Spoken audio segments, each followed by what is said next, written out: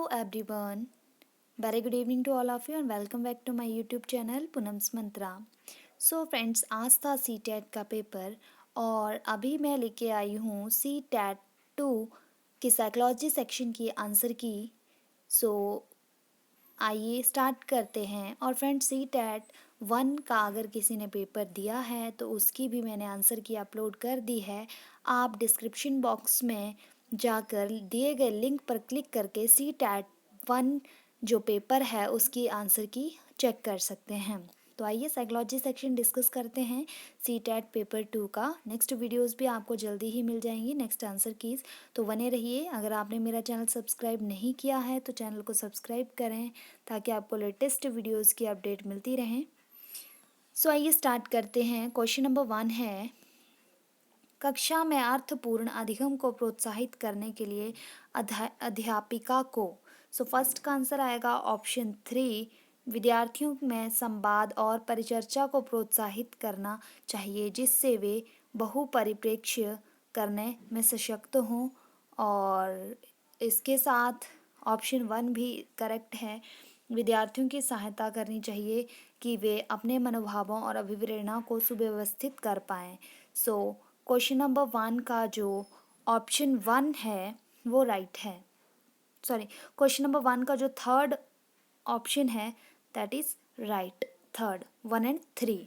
Okay, now question number 2 देखिए, प्रतिकूल परिस्थितियों और वंचित पृष्ठभूमि वाले अधिगमकर्ता को संबोधित करने के लिए निम्नलिखित में से कौन सी पद्धति प्रभावशाली नहीं है। सो सेकंड का आंसर आएगा ऑप्शन 4, अधिगमकर्ता को विद्यालय के बाहर ट्यूशन पढ़ाने के लिए कहना जिससे कि अध्यापक को उन पर अधिक ध्यान न देना पड़े।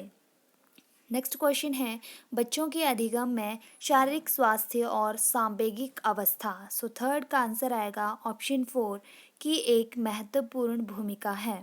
नाउ क्वेश्चन नंबर 4 है, कक्षा में प्रभावशाली अधिगम के लिए डैश वातावरण की रचना करनी चाहिए बजाय डैश वातावरण के। सो फोर्थ का आंसर आएगा ऑप्शन 3, सहयोगिक एंड प्रतिस्पर्धिक। सो इसका जो फोर्थ का आंसर है, कक्षा में प्रभावशाली अधिगम के लिए सहयोगिक वातावरण की रचना करनी चाहिए बजाय प्रतिस्पर्धिक वातावरण के। नाउ क्वेश्चन नंबर 5 है, निम्नलिखित में से कौन सा उदाहरण विद्यार्थियों को अधिगम के लिए अभिप्रेरित करने के लिए प्रभावशाली पद्धति है। सो फिफ्थ का आंसर आएगा ऑप्शन 3, पाठ उपलब्ध कराना विशेषकर जब विद्यार्थी को नए कौशल सीख रहे हों, providing scaffolding especially when students learn a new skill। Question number 6 है, बच्चों में के चिंतन के विषय में निम्नलिखित में कौन सा कथन सही नहीं है। सो सिक्स का आंसर आएगा ऑप्शन 4, बच्चे प्रत्ययों को स्वयं नहीं सोच सकते और अध्यापक की मूल भूमिका उन्हें जानकारी उपलब्ध कराना है। क्वेश्चन नंबर 7 है, अधिगम एक डैश और डैश प्रक्रिया है। सो क्वेश्चन नंबर 7 का आंसर आएगा ऑप्शन 3, जटिल। अधिगम एक जटिल और सक्रिय प्रक्रिया है। ये क्वेश्चन बहुत बार रिपीट होता है। क्वेश्चन नंबर 8 है, अपनी कक्षा में अर्थपूर्ण अधिगम को सुसाध्य बनाने के लिए अध्यापिकाओं को अपनी कक्षा में सामाजिक सांस्कृतिक धार्मिक भाषाई विविधता को डैश चाहिए। सो एट्थ का आंसर आएगा ऑप्शन 1, समझना चाहिए। क्वेश्चन नंबर 9 है, एक डैश कक्षा में अध्यापिका अपनी शिक्षा शास्त्र व आकलन की विधियों को विद्यार्थियों की व्यक्तिगत ज़रूरतों के अनुसार परिवर्तित करती है। सो नाइन्थ का आंसर आएगा ऑप्शन 4, प्रगतिशील। क्वेश्चन नंबर 10 है, बच्चों का विद्यालय में असफल होना। सो टेंथ का आंसर आएगा ऑप्शन 4, निर्दिष्ट करता है कि विद्यालय इन बच्चों की आवश्यकताओं और रुचियों की पूर्ति करने में समर्थ नहीं है। क्वेश्चन नंबर 11 है, समूह में एक दूसरे को पढ़ाने और सहायता करने से। 11th का आंसर आएगा ऑप्शन 3, बच्चे स्वयं की चिंतन प्रक्रिया और आपेक्ष कर सकते हैं और संज्ञानात्मक क्रियात्मक के उच्च स्तर पर पहुंच सकते हैं।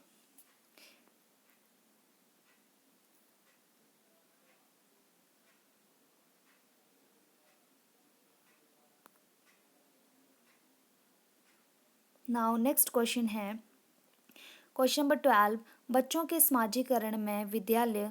सो 12th का आंसर आएगा ऑप्शन 2, द्वितीय कारक है। क्वेश्चन नंबर 13 है, निम्नलिखित में से किस मनोवैज्ञानिक ने प्रस्तावित किया है कि बच्चों का चिंतन गुणात्मक रूप से वयस्क की अपेक्षा अलग होता है? सो 13 का आंसर आएगा ऑप्शन 3, जीन पियाजे ने।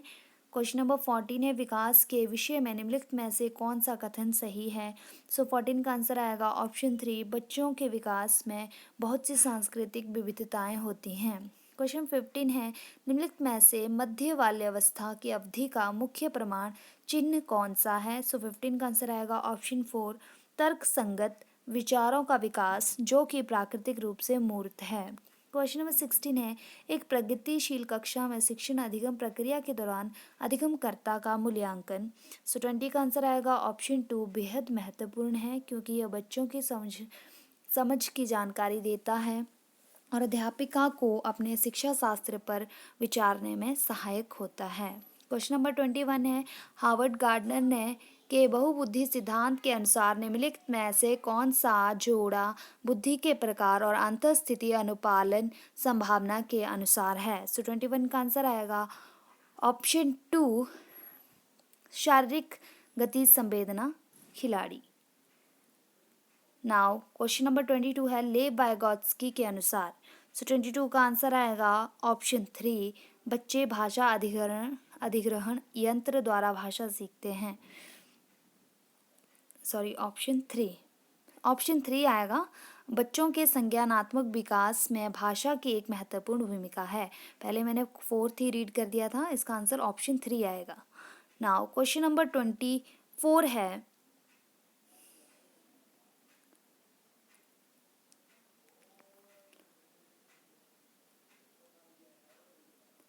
क्वेश्चन नंबर 24 है, बाल केंद्रित कक्षा वह है जिसमें। सो 23 का आंसर आएगा ऑप्शन 2, अध्यापक लचीला है और प्रत्येक बच्चे की व्यक्तिगत आवश्यकताओं को पूरा करता है। सो 23 का आंसर आएगा ऑप्शन 2।